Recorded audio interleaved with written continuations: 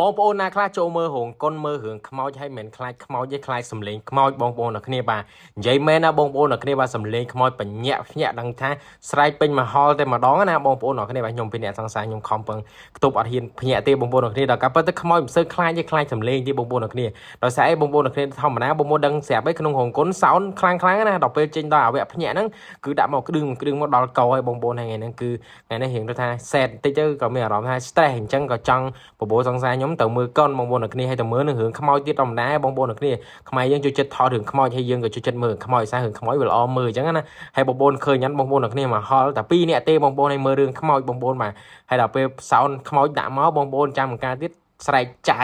ចតែពេញហ្នឹងទៅបងប្អូនបាទហើយរឿងខ្មោចល្អមើលណាបងប្អូនអ្នកគ្នារឿងខ្មែរយើងឥឡូវគឺ